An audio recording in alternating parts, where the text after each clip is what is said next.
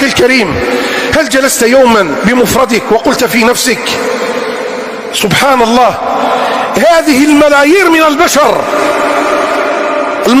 البشر حرمها الله من الإسلام، وأنا العبد الضعيف اختارني الله واصطفاني وانتقاني وأكرمني فجعلني من ملة إبراهيم ومن أتباع سيد المرسلين على الإسلام وعلى الإيمان.